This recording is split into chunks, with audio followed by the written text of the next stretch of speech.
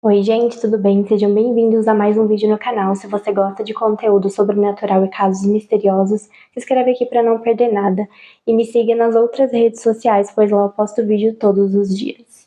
E não se esqueça de deixar aquele like que ajuda muito no canal. Então chega de enrolação e bora pro vídeo de hoje.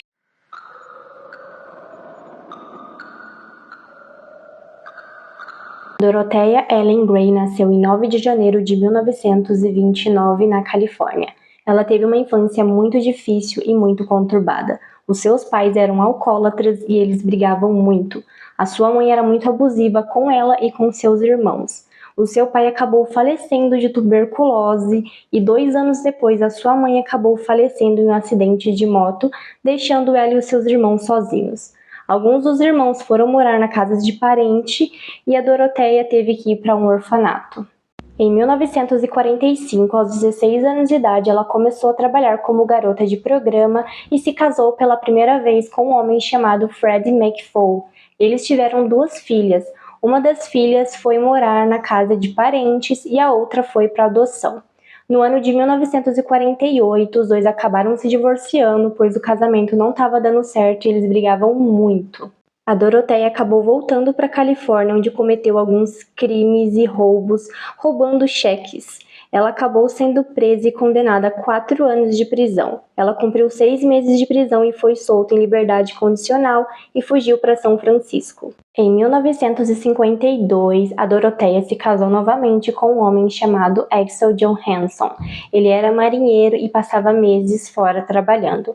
Com isso, a Dorothea acabou trabalhando como garota de programa novamente. Só que ela acabou sendo presa e o seu marido descobriu o que ela fazia, então ele internou ela.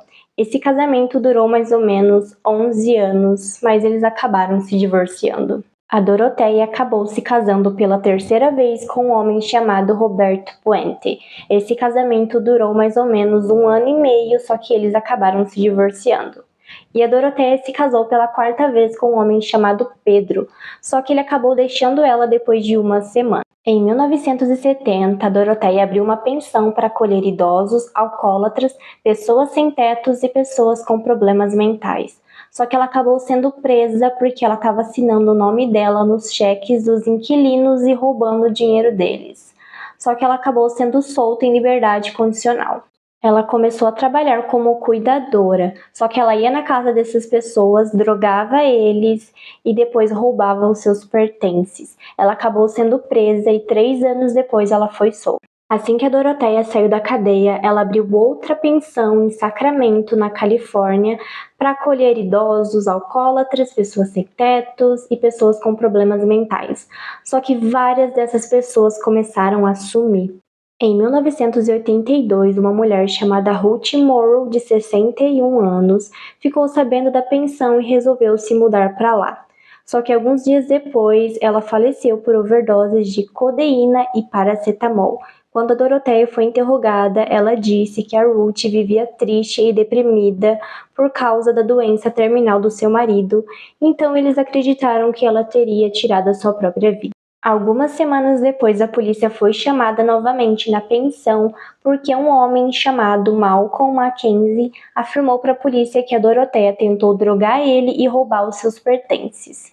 Com isso, ela teve 3 acusações e acabou sendo presa e pegou 3 anos de prisão. Na prisão, a Dorothea trocava cartas com um homem chamado Everson Gilmot, de 77 anos. Os dois trocaram cartas todos os dias, até que quando ela foi solta, ele estava lá na frente esperando por ela na sua picape Ford vermelha. O relacionamento dos dois estava indo muito bem, estava dando tudo certo, eles até estavam pensando em se casar, eles abriram uma conta bancária juntos e acabaram alugando a antiga pensão da Dorothea, porque ela sonhava em ter uma pensão para ajudar as pessoas. Em 1985, a Dorothea contratou um homem chamado Ismael Flores para fazer alguns trabalhos na pensão. Ela pagou $800 para ele, mais a picape vermelha do seu namorado. Ela disse para ele que ele não precisava mais dessa picape, então ele poderia ficar com ela. A Dorothea pediu para ele construir uma caixa, só que essa caixa se parecia muito com um caixão. Ela falou para ele que tinha alguns livros e algumas coisas para jogar fora, por isso ela precisava dessa caixa. No dia seguinte, a Doroteia entrou em contato com Ismael e pediu para ele ajudar ela a transportar aquela caixa para um depósito. No meio do caminho, ela pediu para ele parar o carro e pegar a caixa e jogar em um rio.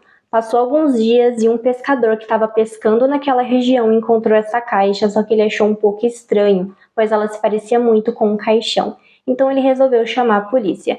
Assim que a polícia chegou e abriu aquela caixa, eles encontraram um corpo em decomposição. Só que ia demorar mais ou menos uns 3 anos para eles descobrirem que aquele corpo era do Everson. A Doroteia continuou recebendo a pensão do Everson e sempre que a família dele entrava em contato, ela falava que ele não estava bem, que ele estava muito doente e que era por isso que ele ainda não tinha entrado em contato com eles. Só que com o tempo, alguns inquilinos da pensão começaram a desaparecer.